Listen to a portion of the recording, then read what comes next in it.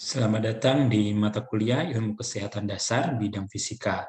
Pada pertemuan kali ini kita akan membahas materi tentang biolistrik. Kita mulai dari definisi biolistrik. Apa sih biolistrik itu? Biolistrik adalah daya listrik hidup yang terdiri dari pancaran elektron-elektron yang keluar dari setiap titik tubuh atau titik energi dan muncul akibat adanya rangsangan penginderaan. Manusia telah mengenal adanya biolistrik sebelum listrik dipelajari. Contoh pada ikan listrik atau belut listrik yang merasakan adanya listrik seperti tersengat ketika kita memegang belut listrik. Kemudian Alessandro Volta meneliti tentang fenomena ini dan dalam prosesnya menemukan baterai sebagai sumber listrik yang merupakan salah satu penemuan yang terpenting dalam sejarah fisika. Temuan tersebut merupakan penemuan tentang arus listrik yang pertama.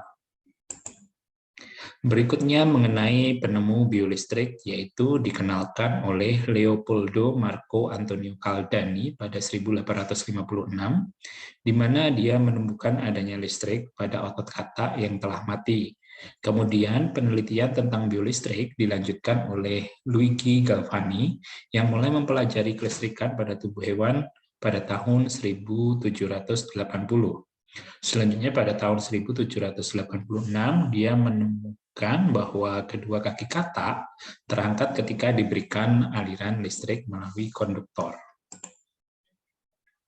Kemudian penemuan tentang biolistrik berlanjut pada tahun 1892 oleh Arons, di mana merasa ada aliran frekuensi tinggi melalui tubuhnya sendiri. Pada tahun 1899 oleh Van Seynek yang mengamati terjadinya panas pada jaringan yang disebabkan aliran frekuensi tinggi. Kemudian pada tahun 1982 oleh Scalp Cake melakukan pengobatan terapi menggunakan gelombang pendek. Kemudian rumus yang digunakan untuk mempelajari biolistrik secara prinsip sama dengan ketika kita mempelajari listrik dalam ilmu fisika, yaitu menggunakan hukum Ohm, di mana perbedaan potensial antara ujung konduktor berbanding langsung dengan arus yang melewati, dan berbanding terbalik dengan hambatan dari konduktor. Hambatan disimbolkan oleh R dengan satuan Ohm, tegangan disimbolkan oleh V dengan satuan volt, dan arus disimbolkan I dengan satuan ampere. Kemudian rumus fisika yang dipakai untuk mempelajari biolistrik adalah hukum Joule, di mana arus listrik yang melewati konduktor dengan perbedaan tegangan dalam waktu tertentu akan menimbulkan panas, di mana panas atau kalor disimbolkan dengan H dengan satuan kalori, dihitung dengan rumus H sama dengan V dikalikan I dikalikan T. Apabila diubah dalam satuan kalori, perlu dibagi dengan 0,239 kalori. Selanjutnya, bagaimana listrik dalam tubuh kita bisa timbul? Kita mulai kenali dulu tubuh manusia, di mana manusia sebagai organisme tersusun atas sistem organ. Kemudian sistem organ tersusun atas organ-organ, di mana organ-organ ini dibangun oleh jaringan-jaringan. Selanjutnya, jika kita melihat lebih dalam lagi, jaringan tersusun atas sel-sel, sel-sel disusun oleh organel. Kemudian organel merupakan kumpulan dari makromolekul, makromolekul tersusun atas molekul-molekul, dan molekul disusun oleh atom, di mana seperti yang kita ketahui, atom terdiri dari neutron, proton, dan elektron. Nah, listrik sendiri timbul karena adanya aliran atau perpindahan elektron.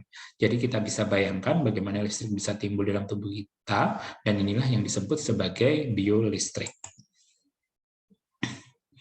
Kemudian listrik yang dihasilkan oleh tubuh berfungsi untuk mengendalikan dan mengoperasikan saraf, otot, dan berbagai organ.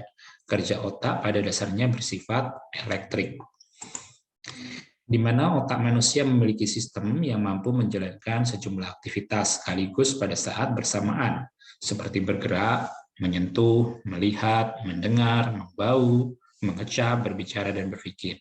Kemampuan multitasking ini dimungkinkan terjadi oleh adanya elektron yang bergerak atau listrik melalui sambungan antar sel syaraf di dalam otak yang dihubungkan dengan organ-organ pengindera untuk melakukan aktivitas. Jadi, biolistrik adalah kelistrikan di dalam sel atau jaringan hidup Kemudian berbagai kerja sistem tubuh diatur oleh sistem saraf yang merupakan bagian dari sistem pengendali tubuh, di mana sel saraf dalam sistem saraf adalah sel yang peka terhadap rangsangan. Biolistrik ini terlibat pada berbagai transport zat melalui membran sel atau plasma dalam tubuh. Kemudian berbagai kompartemen dalam tubuh melalui pertukaran ion atau ion yang bermuatan antara lingkungan internal dan eksternal. Biolistrik terjadi karena adanya sistem saraf, yaitu sistem saraf pusat dan sistem saraf otonom. Kita bahas dulu yang pertama mengenai sistem saraf pusat. Sistem saraf pusat merupakan salah satu sistem yang berperan dalam mengendalikan berbagai aktivitas refleks di dalam tubuh dan proses transmisi impuls dari otak atau menuju otak melalui saraf sensorik dan saraf motorik, di mana sistem saraf pusat terdiri dari otak, medula spinalis, atau pengendali refleks, dan saraf perifer. Kemudian saraf perifer ini terdiri dari aferen, yaitu mengirim informasi ke otak atau medula spinalis. Kemudian ada eferen dari otak atau medula spinalis ke otot dan kelenjar. Yang kedua, sistem saraf otonom yang mengatur organ dalam tubuh seperti jantung, usus, dan kelenjar secara tidak sadar. Selanjutnya mengenai kelistrikan pada syaraf. Jadi listrik dalam syaraf atau impuls bergerak melalui media yang disebut sebagai serat syaraf. Kecepatan dari impuls ini dipengaruhi oleh diameter dari serat syaraf. Semakin besar diameter serat syaraf, kemampuan menghantarkan impuls akan lebih cepat. Begitupun sebaliknya. Serat syaraf bisa kita ilustrasikan seperti kabel yang terdiri dari akson dan mielin. Akson ibarat kawat tembaganya dan mielin ibarat isolator pembungkus kawat tembaga. Serat syaraf ada dua tipe, yaitu yang bermielin, banyak terdapat pada manusia, suatu insulator yang kemampuan mengalir listrik yang sangat rendah. Aliran sinyal dapat meloncat dari satu simpul ke simpul yang lain. Kemudian yang kedua yaitu tanpa mielin, yaitu akson tanpa mielin berdiameter 1 mm dengan kecepatan 20-50 meter per sekon, dan akson bermielin berdiameter 1 mikrometer dengan kecepatan 100 meter per sekon. Berikutnya, kelistrikan pada syaraf melibatkan sinapsis dan neuromial junction, di mana sinapsis merupakan hubungan antara dua buah serat syaraf atau titik temu antara terminal akson salah satu neuron dengan neuron lain. Sementara neuromial junction adalah berakhirnya serat syaraf pada sel otot, di mana sinapsis dan neuromial junction ini memiliki kemampuan meneruskan gelombang depolarisasi dengan cara lompat dari satu sel ke sel yang lain. Pada saat dipolarisasi, zat kimia atau otot bergerak atau tertrigger atau yang disebut sebagai kontraksi otot. Sementara repolarisasi adalah relaksasi dari otot. Jadi, kalau boleh dirangkum, proses impuls pada sinaps, yaitu impuls di suatu neuron akan diteruskan ke neuron lain melalui sinaps, di mana neuron sebelum sinaps disebut neuron presinaps dan setelahnya disebut sebagai postsinaps atau pasca-sinaps. Kemudian penghantaran listrik pada sinaps melalui akson dapat melalui gap junction, dan penghantaran pada sinaps kimia perlu perantara yang disebut sebagai neurotransmitter. Selanjutnya, bagaimana sistem syaraf bekerja? Dasarnya adalah penghantaran impuls di sel saraf. Bagaimana proses terbangkitnya impuls? Yaitu terjadi peristiwa kelistrikan di sel syaraf, yaitu depolarisasi dan potensial aksi atau impuls. Kemudian, mengapa ini bisa terjadi? Satu, karena keterlibatan ion-ion dalam kompartemen tubuh, terutama ion Na dan K di ekstrasel dan intrasel, yang terjadi pertukaran ion-ion tadi melalui membran sel semi-permeable. Bagaimana ion-ion tersebut bisa berpindah? Karena perbedaan gradien konsentrasi atau muatan antara ekstrasel dan intrasel, atau disebut juga sebagai potensial membran. Nah, mengapa bisa terjadi pertukaran ion? Karena adanya potensial membran, yaitu perbedaan konsentrasi dan muatan. Jadi, prinsip sistem syaraf bekerja yaitu seperti halnya dengan sistem listrik bekerja, yaitu karena ada perbedaan potensial listrik sel. Pada saat sel istirahat, Terjadi perpindahan ion yang ada di ekstrak sel dengan ion yang ada di intrasel melalui membran sel. Bisa juga dikatakan karena ada beda potensial listrik antara ekstrak sel dan intrasel sehingga terjadi polarisasi untuk mencapai titik isoelektris. Untuk ilustrasinya, perpindahan ion dipengaruhi oleh beberapa faktor, yaitu beda kadar, kemudian beda muatan listrik, kemudahan menembus membran atau saluran ion-ion, kemudian kekuatan daya dorong dari ion-ion. Jadi di misal ion yang di luar sel seperti Na plus dan Cl minus jumlahnya lebih besar daripada di dalam sel, dan ion K plus lebih sedikit daripada di dalam sel.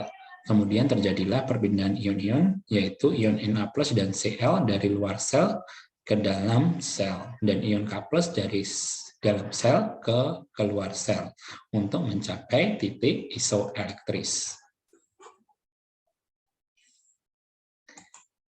Kesimpulan kelistrikan yang timbul dalam tubuh yaitu, pertama, aktivitas kelistrikan sel melalui perpindahan ion dari dalam sel ke keluar sel, atau sebaliknya melalui membran sel. Pada keadaan sel istirahat, ion Na plus keluar sel lebih besar daripada di dalam sel, yang menimbulkan potensial dalam sel menjadi lebih negatif. Sehingga potensial membran negatif atau pada saat istirahat yaitu negatif 90 mV atau terjadi polarisasi. Kemudian ada rangsangan listrik terhadap membran di mana ion Na+ masuk ke dalam sel menimbulkan potensial dalam sel menjadi lebih positif sehingga potensial membran menjadi positif atau terjadi depolarisasi. Selanjutnya, bagaimana sistem syaraf merespon bila terjadi rangsangan pada sel. Misal sel dirangsang dengan gaya mekanik, perubahan suhu, listrik, atau kimia, maka terjadi proses transduksi reseptor untuk memberikan respon. Karena terjadi perubahan listrik, berperan sebagai reseptor. Selanjutnya terjadi penghantaran kegiatan listrik ke pusat syaraf. Misalkan ketika kita disengat lebah melalui kulit kita, kulit kita mengalami rangsangan kimia karena ada zat kimia atau racun lebah yang masuk melalui kulit, dan mekanik yaitu jarum dari sengat lebah yang menembus kulit. Kemudian rangsangan tersebut diterima membran reseptor untuk diteruskan ke pusat syaraf yang ada di otak. Sehingga kita akan merasakan sakit karena disengat lebah. Jadi proses transduksi reseptor yaitu membran akan lebih permeabel sehingga ion Na ekstrak sel masuk ke intrasel menyebabkan kenegatifan intrasel berkurang sehingga penurunan beda potensial ekstrak sel dan intrasel atau terjadi depolarisasi. Depolarisasi akan meningkatkan permeabilitas membran sehingga makin banyak ion Na ekstrak sel yang masuk ke intrasel maka depolarisasi makin besar. Bila peristiwa terus berlanjut, suatu saat depolarisasi mencapai ambang letup sehingga terbentuknya potensial aksi. Bila tidak berlanjut, akan kembali keadaan istirahat atau repolarisasi. Potensial aksi yang berjalan akan membentuk impuls. Kemudian prinsip-prinsip dari biolistrik ini diaplikasikan dalam bentuk alat-alat dalam bidang kesehatan untuk memperoleh informasi klinis tentang fungsi tubuh. Antara lain EMG, elektromiogram, ini untuk melihat adanya gangguan otot dan syaraf. Kemudian ada NEG, elektroneurogram, untuk melihat adanya gangguan keseimbangan. Kemudian ada ERG, elektroretinogram, untuk melihat kepekaan mata terhadap cahaya. Kemudian ada EOG, elektroakulagram, untuk melihat gerakan bola mata. Kemudian ada EGG, elektrogastrogram, untuk melihat adanya gerakan peristaltik. Kemudian ada EEG, elektroencephalogram, untuk melihat adanya penyakit epilepsi. Kemudian ada EKG atau elektrokardiogram, untuk melihat aktivitas jantung. Demikian tadi materi yang saya sampaikan tentang biolistrik pada mata kuliah ilmu kesehatan dasar bidang fisika. Saya akhiri, sampai jumpa di pertemuan selanjutnya. Terima kasih atas perhatiannya.